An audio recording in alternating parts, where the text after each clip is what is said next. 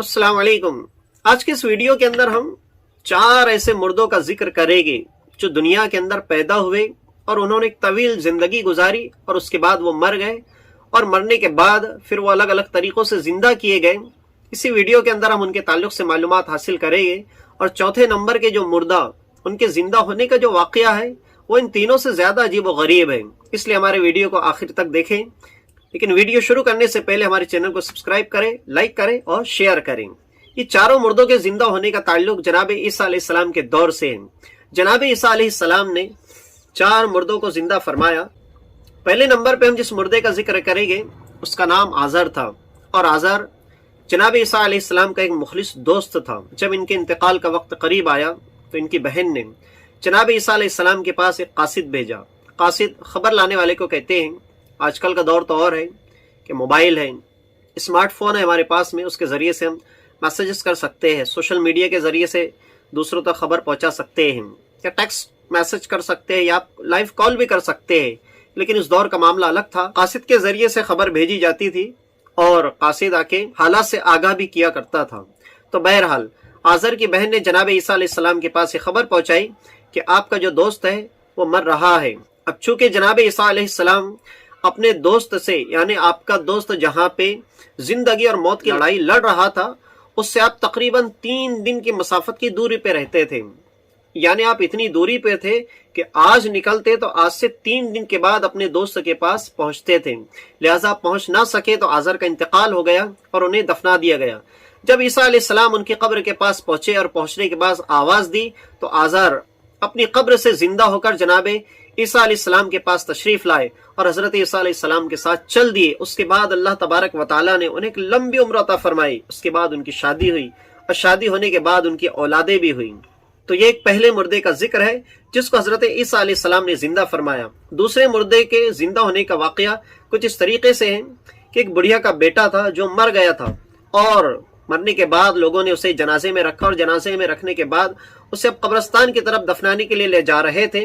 नागहा जनाब ईसा अलैहिस्सलाम का उधर से गुजर हुआ तो जनाब ईसा अलैहिस्सलाम ने उस मुर्दे के लिए दुआ फरमाई तो अल्लाह तबारक व तआला ने उस मुर्दे के अंदर जान अता फरमा दी और वो उस जनाजे के अंदर उठ गया। और जनाजे के अंदर उठने के बाद उसने कपड़े पहना और जिस जनाजे के अंदर वो मौजूद था, जिस चारपाई के ऊपर उसे ले जा रहे थे, वो चारपाई को उठाकर वो अपने घर ले आया।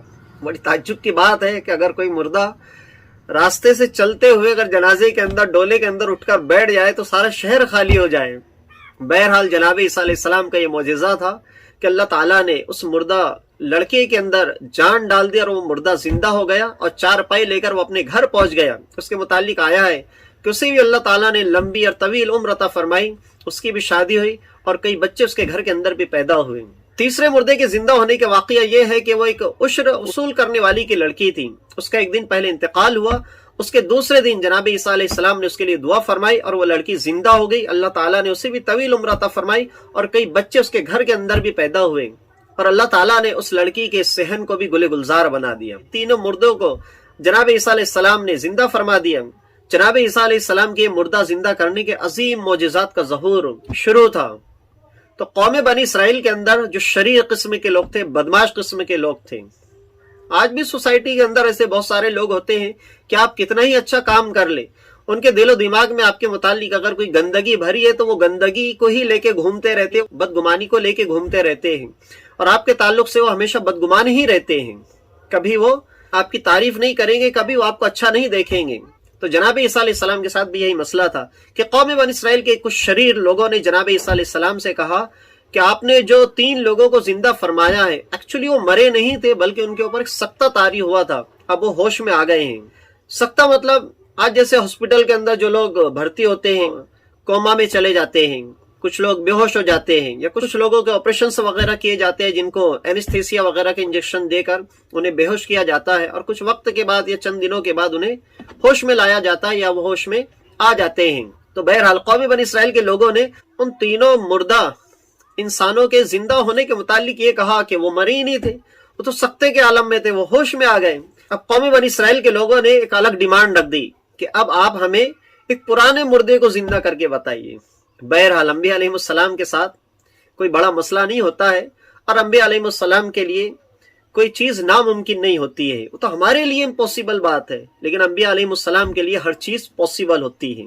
Any thing possible, nothing impossible, یہ انبیاء علیہ السلام کی شان ہوتی ہے۔ تو جناب عیسیٰ علیہ السلام نے فرمایا ٹھیک ہے، ایک پرانے مردے کو میں زندہ کرتا ہوں۔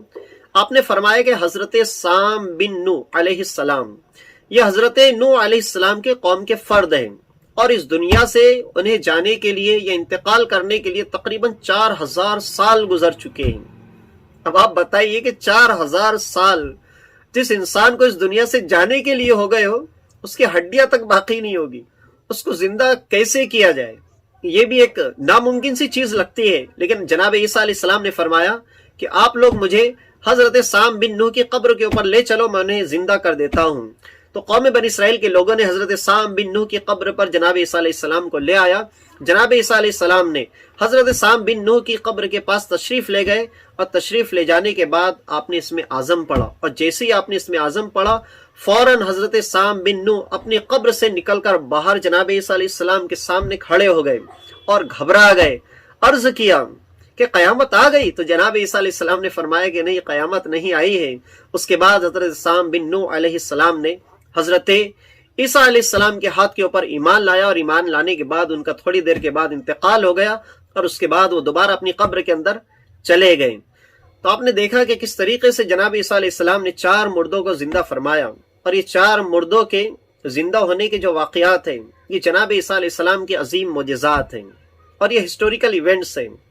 اس ہسٹوریکل ایونٹ سے ہمیں یہ چیزیں سیکھنے کو ملتی ہیں کہ دنیا کے اندر کوئی ایسی چیز نہیں ہے جو انبیاء علیہ السلام کے لیے ناممکن ہو۔ آپ دیکھیے کہ کس طریقے سے جناب عیسیٰ علیہ السلام نے مردوں کو زندہ فرمایا ہے، جو ناممکن مسئلہ ہے کہ کوئی مرنے کے بعد زندہ نہیں ہو سکتا ہے۔ اور سب سے بڑی حیرت کی بات ہے کہ جس مردے کو اس دنیا سے جانے کے لیے 4000 سال گزر چکے تھے، حضرت عیسیٰ علیہ السلام نے اللہ کے حکم سے انہیں بھی زندہ فرمایا ہے۔ اور اس ہسٹوریکل ایونٹ سے ہمیں یہ بھی سیکھنے کو ملتا ہے کہ کچھ شریر قسم کے ایسے لوگ ہوتے ہیں کہ آپ دنیا کے اندر کتنے ہی اچھے کام کیجئے، آپ اللہ تبارک و تعالیٰ کی عبادت کریں، آپ انسانوں کی فلاح و بہبودی کے لیے اچھے اچھے کام کریں، لیکن جن کے دل و دماغ کے اندر آپ کے متعلق اگر گندگی بھری ہوئی ہے، آپ کے متعلق بغض عداوت وہ رکھتے ہیں، تو آپ کے وہ کسی کام کی تعریف نہیں کریں گے، بلکہ آپ کے متعلق وہ گندگی پھیلاتے رہے گے۔ تو یاد رکھیں، ایسے لوگوں کو آپ منانے کی کوشش نہ کریں، ایسے لوگوں کو آپ صفائی دینے کی کوشش نہ کریں، اس لیے کہ یہ لوگ آپ سے صفائی مانگتے رہے گے۔ ایک بات کہ آپ نے انہیں صفائی دے دی تو پھر یہ دوسری بات رکھ دے گے، پھر آپ نے اس کی صفائی دے دی تو تیسری بات رکھ دے گے۔ تو آپ انسان ہیں، واشنگ مشین نہیں، نہیں تو آپ کوئی سوپر ہے کہ بار بار لوگ گندگی پھیلاتے رہے گے اور آپ صاف کرتے رہے گے۔ تو آپ یاد رکھیں، آپ اپنے کام کرتے رہیں، کسی سے آپ اپنی تعریف سننے کے محتاج نہ رہیں، آپ صرف کام کرتے چلے جائیں اور اجر کی امید اللہ تبارک و تعالیٰ سے رکھیں ہیں۔ اس لیے کہ ایسے لوگ جو گندگی پھیلانے والے ہیں، یہ گندگی پھیلاتے رہیں گے، آپ کے منانے سے یہ لوگ ماننے والے نہیں ہیں۔ آپ کو میں ایک چھوٹا سا ایک قصہ سناتا ہوں۔ ایک ولی کامل تھے جن کے متعلق یہ مشہور تھا کہ وہ بہت متقی ہے، بہت پرہیزگار ہے اور با کرامت ولی ہے، اور بہت لوگوں کے مددگار ہیں۔ سارے علاقے کے اندر لوگ ان سے عقیدت کیا کرتے تھے، سارے لوگ ان سے محبت سے پیش آیا کرتے تھے، ہر انسان ان کے اخلاق کی تعریف کیا کرتا تھا۔ لیکن ان کے گھر کے اندر ان کی جو شریک حیات تھی، نہ تو وہ ان کو ولی مانتی تھی، نہ تو وہ ان کو متقی مانتی تھی، نہ تو وہ انہیں پرہیزگار مانا کرتی تھی۔ اس کا عجیب عالم تھا کہ لوگ اس کے شوہر کی تعریف کیا کرتے تھے اور وہ دن رات اپنے شوہر سے جھگڑا کیا کرتی تھی۔ یعنی گھر کے باہر وہ اللہ کے ولی تھے، وہ متقی تھے، وہ پرہیزگار تھے، لیکن گھر کے اندر جو ان کی شریک حیات تھی وہ ان سے ہمیشہ لڑا کرتی تھی، نہ تو وہ انہیں ولی جانتی تھی، نہ تو وہ انہیں متقی مانتی تھی۔ اب ایک مرتبہ یہ ہوا کہ وہ ولی باہر کسی کام سے گئے ہوئے تھے، اب ان کی جو اہلیہ محترمہ تھی گھر میں کوئی کام کر رہی تھی صحن کے اندر، اب اچانک کیا دیکھتی ہے کہ آسمان میں کوئی انسان اڑتا ہوا نظر آیا، تو یہ حیرت سے دیکھنے لگی اور عقیدت سے دیکھنے لگی۔ اس انسان کو اڑتا ہوا دیکھ کر حیرت میں پڑ گئی، یہاں تک کہ وہ انسان ان کی شریک حیات کی آنکھوں سے اوجھل ہو گیا۔ اب چلیے وہ انسان اڑتا ہوا غائب ہو گیا، اب ان کی اہلیہ جو کام میں مصروف تھی وہ دوبارہ کرنے لگی کہ اچانک ان کے شوہر باہر سے دروازہ کھٹکھٹائے، انہوں نے دروازہ کھولا تو دروازے پہ ان کے شوہر وہی ولی کامل تھے، وہ گھر کے اندر تشریف لائے، اور تشریف لانے کے بعد ان کی عورت کی چہرے کے اوپر بڑی مسکان تھی، ان کی شریک حیات بڑی مسکرا رہی تھی، ان کے چہرے کے جو ایکسپریشن تھے وہ بڑے ہی خوشنما تھے. تو ولی کہتے کہ آج بڑی خوش نظر آ رہی ہو، چہرہ آج بڑا کھل رہا ہے. تو اللہ کے ولی کی بیوی کہتی ہے کہ دیکھیے اللہ کے جو ولی ہوتے ہیں ان کا نرالا انداز ہوتا ہے، ان کے پاس کتنی بڑی طاقت ہوتی ہے. دیکھیے آج میں نے اللہ کے ایک ولی کو دیکھی کہ وہ آسمان میں پرواز کر رہے تھے، اور کتنا حسین منظر تھا کہ آسمان کے اندر اڑ رہے تھے، اور اللہ تعالیٰ نے انہیں کتنی بڑی طاقت عطا فرمائی ہے. اب یہ سن رہے تھے وہ اللہ کے ولی خاموش، اور جب اپنی بیگم کی بات پوری کمپلیٹ ہو گئی تو وہ ولی کامل نے کہا کہ وہ آسمان میں جو اڑنے والا شخص تھا اور وہ جو حسین منظر جو تم دیکھ رہی تھی وہ ایکچولی میں ہی تھا، میں ہی آسمان میں اڑ رہا تھا. جیسے ان کے اہلیہ نے یہ سنا، وہ کوئی اور نہیں میرے شوہر اڑ رہے تھے، تو پتہ ہے ان کے چہرے کا جغرافیہ بدل گیا. اب ان کی جو چہرے کی رونق تھی وہ پوری غائب ہو گئی، ان کے چہرے کی جو لالی تھی وہ پوری اب سیاہی کے اندر بدل گئی. اور کہا کہ آپ آسمان میں اڑ رہے تھے تبھی تو ٹیڑھا میڑا اڑ رہے تھے، یعنی آڑا ٹیڑھا اڑ رہے تھے، کہ آپ کو اڑنا بھی نہیں آتا ہے. تو آپ بتائیے کہ وہ اللہ کے ولی کی بیوی تھی کہ سارا زمانہ وہ ولی کامل کو ولی کامل مانتا تھا، لیکن آپ کی بیوی ان کو ولی کامل نہیں مانتی تھی. یہ واقعہ سنانے کا مقصد صرف اتنا ہے کہ آپ سمجھ جائیں کہ جو لوگ آپ کے متعلق بدگمانی پھیلاتے ہیں، آپ کے متعلق من گھڑت اور فرضی باتیں پیش کر کے معاشرے کے اندر بدگمانی پھیلاتے ہیں، گندگی پھیلاتے ہیں، تو آپ انہیں نظر انداز کر دیجئے. ان کا ٹینشن آپ لینے کی کوشش نہ کریں، اور نہ ہی آپ انہیں منانے کی کوشش کریں. آپ اپنا کام کرتے رہیں. جتنا وقت آپ ان لوگوں کو منانے کے لیے دیتے ہیں وہ وقت آپ ان کے اوپر خراب نہ کریں، بلکہ وہ وقت آپ دوسروں کے لیے رکھیں، آپ اچھے کام کریں. یقیناً اللہ تبارک و تعالیٰ آپ کی اس محنت کو کامیابی و کامرانی سے سرفراز فرمائے گا.